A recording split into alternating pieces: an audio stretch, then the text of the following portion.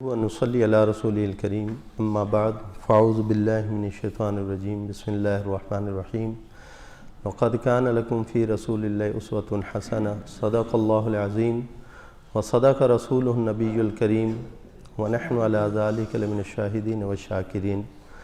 دروشی پڑھنا۔ اللہم صلی علی محمد صلی اللہ علیہ وسلم اللہم بارک علی محمد۔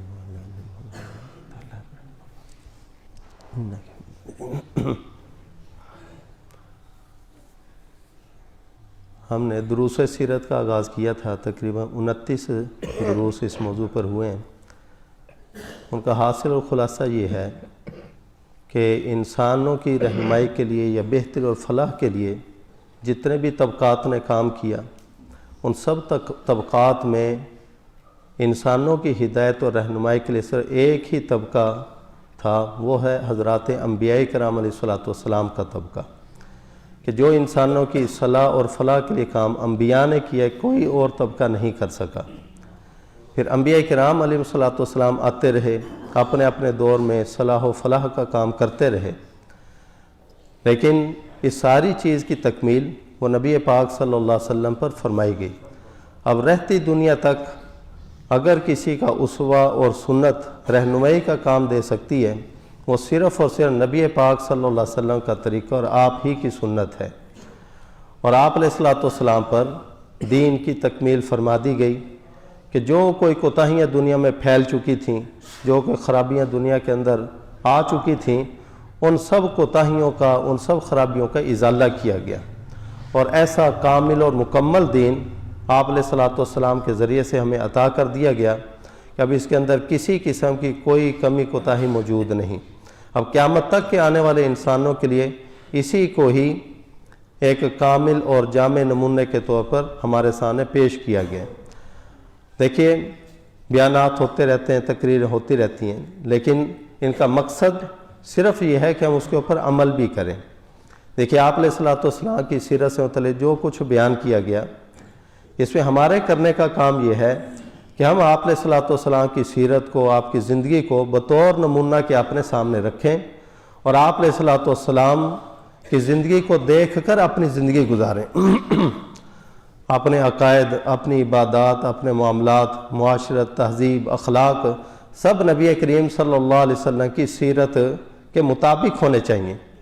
گویا کہ سیرت کا آئینہ اپنے سامنے رکھ کر اس کے مطابق ہی ہم اپنے آپ کو سنواریں، اس سے ہٹ کر چلنے کی ہم نہ کوشش کریں، نہ اس کا سوچیں۔ دیکھیں، اس کا آسان طریقہ ہے کہ بہت ساری سنتیں ایسی ہیں کہ جن کو ہم فوری طور پر اپنا سکتے ہیں، لیکن ہم سستی کی وجہ سے، کوتاہی کی وجہ سے ان کو اختیار نہیں کرتے، نتیجتاً خلاف سنت کرتے ہوئے ہم اپنے ثواب کی وجہ الٹا گناہوں سے اپنا دامن بھرتے رہتے ہیں۔ تو اس بات کا جائزہ لینا ہوگا کہ کون سی سنتیں ایسی ہیں کہ جو میری زندگی سے نکلی ہوئی ہیں اور میں فوری طور پر ان کو اپنا سکتا ہوں، فوراً ان کو اپنا لیا جائے، اور کچھ ایسی بھی ہوں گی کہ جس کے اپنانے میں کچھ دقت کا سامنا ہوگا، تو اس کی بھی پرواہ نہ کی جائے۔ تو آدمی اس بات کا اگر پختہ عزم کر لے کہ میں نے نبی پاک صلی اللہ علیہ وسلم کی سنت پر عمل کرنا ہے، تو میں نے برادری کی پرواہ نہیں کرنی، اپنے خاندان کی پرواہ نہیں کرنی، اپنے ماحول اور معاشرے کو نہیں دیکھنا، نبی پاک صلی اللہ علیہ وسلم کی سیرت کو دیکھ کر چلنا ہے۔ جو پختہ عزم کر لے گا اس کے لیے کوئی مشکل نہیں۔ ورنہ دیکھ لیجئے، صحابہ کرام کو جو عزت ملی وہ سنتوں پر عمل کرنے کی وجہ سے ملی ہے۔ آج اگر ہم ذلیل ہیں تو آپ علیہ الصلوۃ والسلام کی تعلیمات اور سنتوں کو چھوڑنے کی وجہ سے ذلیل ہیں۔ صحابہ کرام اس بات کی ہرگز پرواہ نہیں کرتے تھے کہ دوسرے کیا کہیں گے۔ میں نے پیچھے یہ واقعہ ذکر کیے تھے، حضرت عثمان غنی رضی اللہ تعالیٰ عنہ جب مذاکرات کرنے کے لیے چلنے لگے تو ان کے چچا کے بیٹے نے کہا کہ آپ نے تہبند اتنی اوپر اٹھا رکھی ہے، نصف پنڈلی تک اٹھی ہوئی تھی سنت کے مطابق، آپ اس کو نیچے کر لیں، کیونکہ سرداران قریش کے ہاں تو وہ آدمی عزت والا سمجھا جاتا ہے جس کی ازار نیچے تک گھسٹ رہی ہو۔ اگر آپ اس طرح سے جائیں گے تو آپ کی کوئی قدر و وقعت اور منزلت ان کے دلوں میں نہ ہوگی، نتیجتاً پھر مذاکرات میں جان نہیں پڑے گی۔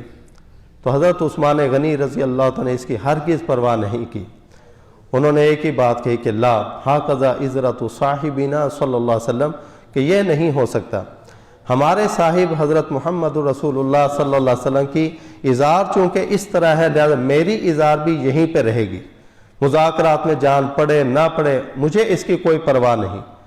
تو پھر بتلائے کہ انہوں نے عزت پائی یا آج ہم عزت پا رہے ہیں؟ انہوں نے اپنی عزت کروائی ہے، انہوں نے اپنی عزت کا لوہا دنیا سے منوایا۔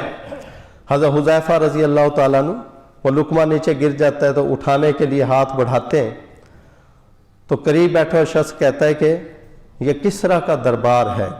اس وقت کی سپر پاور تھی، جیسے آج کل اس طرح امریکہ دیکھ لو یا اسی طرح روس دیکھ لو کہ آپ کسریٰ کے دربار میں بیٹھے ہوئے ہیں۔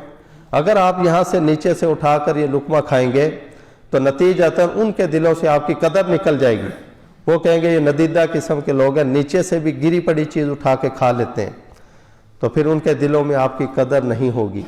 تو آپ تو آئے ہیں مذاکرات کرنے کے لیے، تو جان نہیں پڑے گی۔ تو انہوں نے بڑا ہی تاریخی جملہ کہا اور جو سنہری حروف سے لکھنے کے قابل ہے۔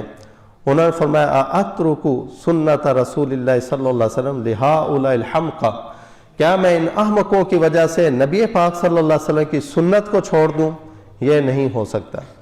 حقیقت یہ ہے انہوں نے آپ علیہ سنتوں کو حرز جان بنا لیا تھا، نتیجتاً عزت ہی عزت ہر جگہ ان کو ملی، فتح و کامرانی نے ان کے قدم چومے ہیں۔ آج اگر ہم ذلیل ہیں، ذلت ہمارا مقدر بن گئی، اس کی وجہ یہ ہے کہ ہم نے آپ علیہ السلام کی تعلیمات کو اور آپ علیہ سنتوں کو پیچھے چھوڑ دیا۔ ہم یہ سوچتے رہتے ہیں کہ دنیا ہمارا مذاق اڑائے گی، اگر سنت پر عمل کیا تو برادری کیا کہے گی، دنیا کیا کہے گی؟ دنیا تو مذاق اڑا رہی ہے۔ آج مسلمانوں کی کہاں پر عزت ہے؟ ہر روز مسلمانوں کی پٹائی ہوتی ہے، کبھی کسی ملک میں کبھی کسی ملک میں، ابھی دیکھو اسرائیل بھی کر رہا ہے۔ اگر ہم اسی طرح سے پیچھے ہٹتے رہے، شرماتے رہے آپ علیہ سنتوں پر عمل کرنے سے، آپ علیہ السلام کے طریقے پر عمل کرنے سے، نتیجتاً یہ ذلت ہمارا مقدر بنی رہے گی۔ ملتان کے ایک شاعر گزرے اسعد ملتانی، انہوں نے بڑا ہی حکیمانہ یہ شعر کہا ہے، کسی کا آستانہ اونچا ہے اتنا جو سر جھک کے بھی اونچا ہی رہے گا، ہنسے جانے سے جب تک تم ڈرو گے زمانہ تم پہ ہنستا ہی رہے گا۔ آخری بات میں اس سلسلے میں ذکر کرنا چاہتا ہوں، دیکھیں آدمی کی آزمائش کا وقت ہوتا ہے یا تو خوشی کا یا غمی کا۔ اس موقع پر بڑوں بڑوں کے پاؤں پھسل جاتے ہیں۔ آدمی کی آزمائش کا موقع اصل یہی ہے کہ آیا دیکھے یہ اپنی شادی بیاہ وہ سنت کے مطابق کرتا ہے کہ نہیں کرتا۔ اس پر اگر غمی آ گئی ہے تو یہ غمی کے اندر شریعت کا دامن تھامے رکھتا ہے یا چھوڑ دیتا ہے۔ یہاں بڑوں بڑوں کے قدم پھسل جاتے ہیں، سنت کی پیروی کرنے سے ہچکچاتے ہیں کہ لوگ کیا کہیں گے۔ اصل میں یہ جو ڈر اور خوف ہے نا، یہ کھائے جا رہا ہے۔ میں یہ اس لیے بات کہہ رہا ہوں کہ عام لوگوں کا تو اتنا معاملہ نہیں ہوتا، لیکن جو ایک پیشوا ہو، ایک مقتدا ہو، اس کو اپنا قدم پھونک پھونک کے رکھنا چاہیے، اس لیے کہ لوگ اس کی زندگی کو دیکھ کر اس کی پیروی کرتے ہیں اور باقاعدہ اس کی زندگی سے دلیل پکڑتے ہیں، اس کو حجت بناتے ہیں۔ اگرچہ حجت ہے نہیں، نہ میری زندگی آپ کے لیے حجت ہے، نہ کسی بڑے عالم کی زندگی حجت ہے۔ ہمارے لیے حجت نبی پاک صلی اللہ علیہ وسلم کی سیرت ہے، صحابہ کرام کی سیرتیں حجت ہیں۔ لیکن پھر بھی عام لوگ تو علماء کو دیکھ کر، اپنے پیشواؤں کو دیکھ کر عمل کرتے ہیں۔ وہ کہتے ہیں دیکھو فلاں اتنا بڑا عالم ہے، اس نے شادی بیاہ کے موقع پر ایسا کیا، اگر ناجائز ہوتا تو وہ کرتا۔ فلاں نے غمی کے موقع پر ایسا کیا، اگر یہ چیز ناجائز ہوتی وہ کرتا۔ ابھی جو اللہ تعالیٰ کو صبر جمیل عطا فرمائے، ان کا جوان بیٹا تھا، نفسیاتی مریض تھا، خودکشی کر کے وہ فوت ہو گیا، اللہ اس کی بخشش فرمائے۔ لیکن یہ جو کل انہوں نے معاملات کیے، کل کے یا پرسوں کے، قبر جب تیار ہوئی ہے تو پھولوں کا اتنا سارا شاپر وہی بھر کے سامنے رکھا ہوا ہے، قبر کے اوپر پھول ڈالے گئے، حالانکہ انہیں تو اس کی تردید کرنی چاہیے تھی۔ مولانا طارق جمیل صاحب، لوگ ان کو ایک مقتدا کی حیثیت سے ہی پہچانتے ہیں۔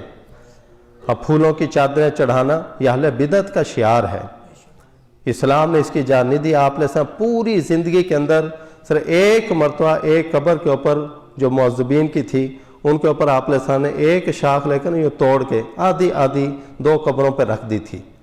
فرمایا کہ شاید اس کی وجہ سے اللہ تعالیٰ، وہ تو آپ نے اصل میں دعا فرمائی تھی ان کے لیے، ان کے عذاب میں تخفیف فرما دیں گے جب تک یہ خشک نہ ہو، جب خشک ہوگی انشاءاللہ اللہ ان کا عذاب ختم فرما دیں گے، آپ نے ان کے حق میں دعا فرمائی تھی۔ لیکن پوری زندگی کا یہ ایک مرتبہ کا واقعہ ہے، ورنہ قبریں کتنی بنی، کتنی تدفینیں ہوئیں، کتنی جنازوں میں شرکتیں فرمائی آپ نے، لیکن کسی جگہ پر آپ نے سے اور کوئی عمل اس طرح کا ثابت نہیں۔ پھولوں کا رواج کہاں سے آ گیا؟ یہ اہل بدعت کا شعار ہے۔ پھر جنازے بعد اعلان ہو رہا ہے کہ جمعرات کے دن 10 بجے قرآن خوانی ہوگی، دعا ہوگی۔ یہ فوتگی کے نام پر یہ اکٹھ کرنا، یہ شریعت کے اندر اس کی کوئی اصل نہیں، یہ صریح بدعت ہے۔ چاہے کوئی بڑا عالم کرے تب بھی بدعت رہے گی، چاہے کوئی عام آدمی کرے تب بھی بدعت، چاہے اہل بدعت کرے تب بھی بدعت ہے، چاہے اپنے آپ کو اہل سنت و دیوبند کہلوانے والے کریں تب بھی بدعت ہے۔ اس لیے ان معاملات کے اندر آپ کسی غیر کی طرف نہ دیکھیں کہ فلاں نے اس طرح سے کر لیا تو ہمارے لیے بھی کرنے کی گنجائش نکل آئی، ہرگز گنجائش نہیں۔ میں نے ذکر کر دیا کہ علماء کی زندگیاں نمونہ نہیں، علماء صرف دین بیان کر سکتے ہیں، یہ نہیں کہہ سکتے کہ میری پیروی کرو۔ ہم سب یہی کہتے ہیں کہ پیروی کس کی کرنی؟ لَقَدْ كَانَ لَكُمْ فِي رَسُولِ اللَّهِ أُسْوَةٌ حَسَنَةٌ، اسوہ حسنہ نبی کریم صلی اللہ علیہ وسلم کی زندگی ہے۔ علماء صرف اس کی تشریح کر سکتے ہیں، اپنی اتباع کی طرف دعوت نہیں دے سکتے۔ اسے ان معاملات کے اندر یہاں پر بھی اکثر مجمع اہل علم حضرات کا موجود ہے، عوام کا بھی ہے، تو اس چیز کا خیال رکھیں کہ ہمارا کوئی بھی قدم نبی پاک صلی اللہ علیہ وسلم کی سیرت کے خلاف نہ اٹھے۔ اللہ تعالیٰ سے دعا ہے کہ عمل کی توفیق عطا فرمائے۔ آمین وآخر دعوانا الحمد للہ رب العالمین۔ الحمد للہ رب العالمین۔